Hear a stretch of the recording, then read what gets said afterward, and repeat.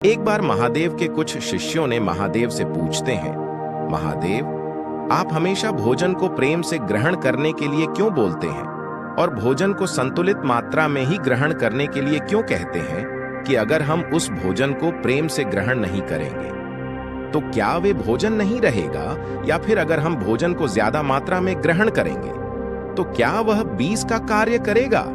महादेव ने कहा, हम जैसा भोजन ग्रहण करते हैं हमारे विचार उसी के अनुसार होते चले जाते हैं। भोजन से यहाँ महादेव का मतलब उन सभी चीजों से है जो भी हम ग्रहण करते हैं, फिर चाहे वह खाना या फिर जानकारी, ये दोनों ही चीजें हमारे जीवन को गहराई से प्रभावित करती है। महादेव अपने शिष्यों से कहते हैं, मैं तुम्हें एक छोटी सी कहानी सुनाता हूं, इसे तुम इस बात को अच्छे से समझ पाओगी। एक समय की बात है, एक साधु जंगल में अपनी कुटिया बनाकर रहा करते थे। जो भी व्यक्ति उनके पास अपनी समस्या लेकर जाता है उसकी समस्या का पल भर में समाधान कर देते। धीरे धीरे आसपास के गांव के लोग उस साधु के पास अपनी समस्या का समाधान पूछने आने लगे और वह सभी की समस्याओं का समाधान कर देते हैं। धीरे धीरे उनकी प्रसिद्धि गांव से नगरों और नगरों से राजधानी तक पहुंच गई। साधु की प्रसिद्धि की बात उस राज्य तक भी पहुंच गई। एक दिन राजा अपने मंत्री और सेनापति के साथ साधु महाराज से मिलने पहुंचे।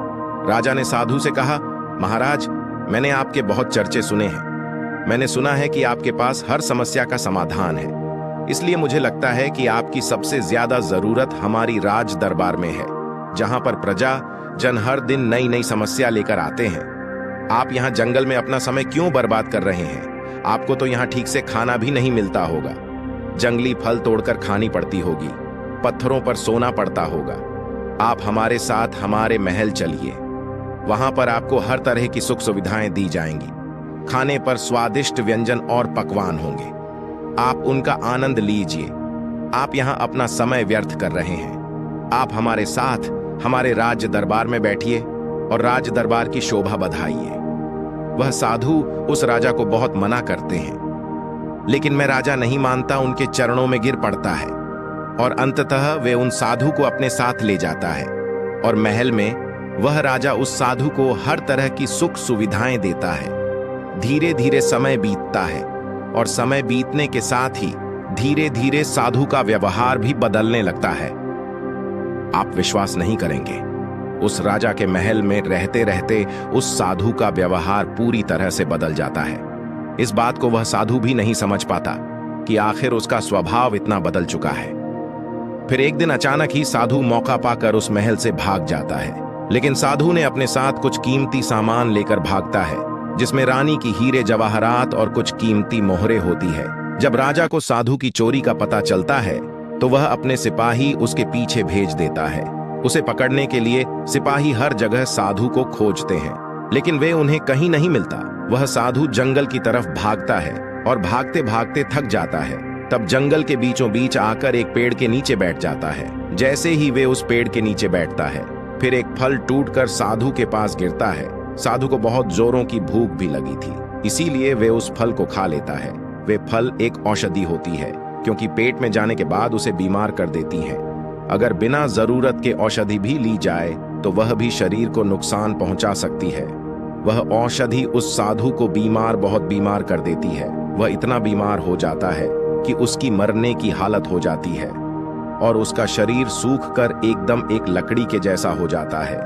अब उस साधु को विचार आता है कि आखिर मैं क्यों उस राजा के धन को लेकर भाग रहा हूं? मैं तो एक संत था ना, जाने मुझे क्या हो गया कि मैं व्यर्थ में ही इस धन को लेकर भाग रहा हूं। यह विचार आते ही वह साधु आत्मग्लानि के भाव से भर जाता है। उसे बहुत पश्चाताप होता है और वह वापस जाता है और राजा का धन वापस करने लगता है।